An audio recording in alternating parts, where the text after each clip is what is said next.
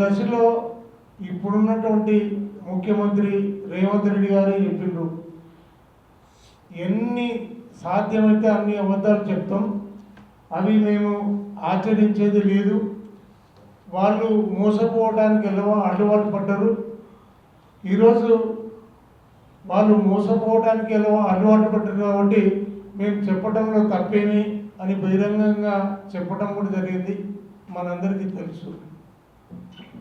మరి వారు ఇచ్చిన హామీలు 420 హామీలు కానీ 6 గ్యారంటీలు కానీ మరి ఏవి కూడా సక్రమంగా నెరవేర్చకపోగా మరి అప్పుడైతే బాండ్ల రూపంగా రాసిచ్చి మీరు దగ్గర పెట్టుకోండి, మేము అధికారంలోకి రాగానే అన్ని గ్యారంటీలు అమలు చేస్తాం, మీరు ఇప్పుడు రైతు బంధు తీసుకోకండి, కళ్యాణ లక్ష్మి తీసుకోకండి, ఈరోజు కళ్యాణ లక్ష్మి మీరు ₹1,00,000 తీసుకుంటారు ఈరోజు ఇస్తే, మరి రేపైతే మేము అధికారంలోకి వచ్చినాక దీంతోపాటు తులం బంగారం కూడా ఇవ్వడం జరుగుతుంది అని ఎన్నో రకాలుగా అబద్ధాలు ఆడి మరి ఈరోజు అధికారంలో రావడం జరిగింది.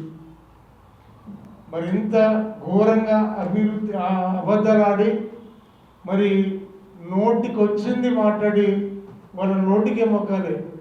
ఈరోజు అబద్ధాలకి అంబాసిడర్ ఎవరు అంటే రేవంత్ రెడ్డి అని చెప్పక తప్పదు.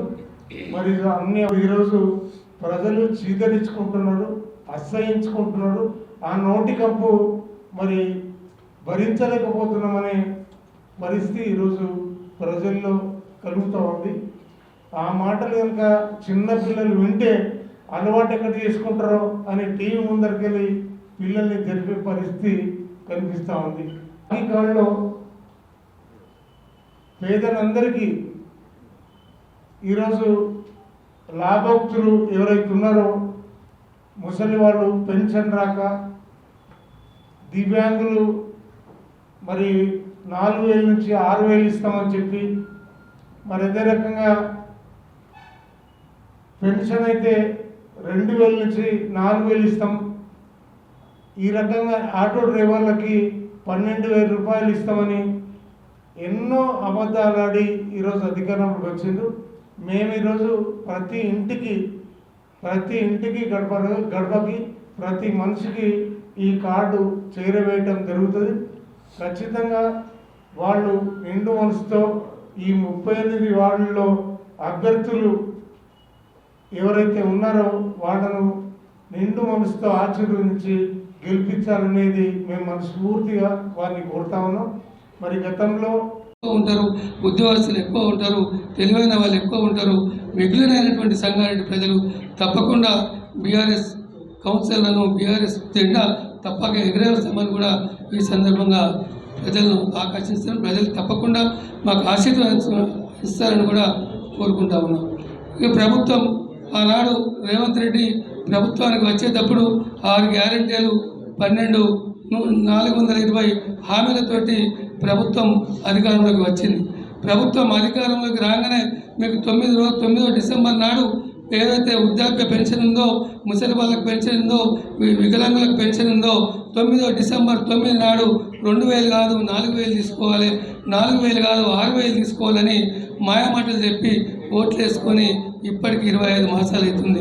అదేవిధంగా కళ్యాణ లక్ష్మి షాదీ ముబారక్ ఏదైతే ఉందో 9వ తారీఖు నాడు పెళ్లి చేసుకున్న వారు ఏదైతే మీరు డిసెంబర్ 9 తర్వాత పెళ్లి చేసుకుంటే తులం బంగారం వస్తుంది, అదేవిధంగా ₹1,00,000 ఇస్తామని చెప్పి మాయమాటలు చెప్పారు. ఇవన్నీ చెప్పుకుంటూ మోసం చేశారు. కానీ ఇవాళ బాకీ కార్డు అనేది 25 మాసాలల్లో ప్రభుత్వం ఇచ్చినటువంటి రైతు భరోసా కానీ, వరి పంట బోనస్ కానీ, రైతు కూలీలు ఎవరైతే ఉన్నారో వారికి ఉపాధి హామీ కింద సంవత్సరానికి 12,000 రూపాయలు ఇస్తామని అది కూడా ఎగ్గొట్టడం జరిగింది. నిరుద్యోగ వృత్తి ఏదైతే ఆనాడు 2 లక్షల ఉద్యోగాలు ఇస్తామని, సంవత్సరానికి 2 లక్షల ఉద్యోగాలు ఇస్తామని, లేకపోతే ఒకవేళ ఉద్యోగం రాని నిరుద్యోగులకు తప్పకుండా 4,000 రూపాయలు ఇస్తాం నిరుద్యోగ వృత్తి అని చెప్పింది, అది కూడా ఇవ్వటం లేదు. అదేవిధంగా పిల్లలకు ఏదైతే ఇంటర్మీడియట్ చదివిన అమ్మాయిలకు స్కూటీలు ఇస్తానన్నారు, అది కూడా ఎగ్గొట్టడం జరిగింది. ప్రతి విషయంలో ఈనాడు మోసపూరితమైనటువంటి వాగ్దానాలు చేసి ప్రజలను మభ్యపెట్టి ఈనాడు అధికారంలోకి వచ్చిన తర్వాత ఇటువంటి మాయమాటలు చెప్తా ఉన్నారు.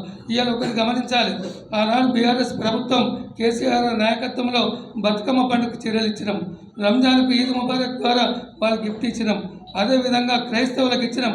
కానీ కాంగ్రెస్ ప్రభుత్వం వచ్చిన తర్వాత మొన్న గ్రామ పంచాయతీ ఎన్నికలు చరిత్ర సృష్టించినోడు ఇప్పుడు ఆ చరిత్రని తిరగరాయబోతున్నాడు. అబద్ధాల గోడల్ని బద్దలు కొట్టి నిజాలను రాగా మీ ముందుంచబోతున్నాడు.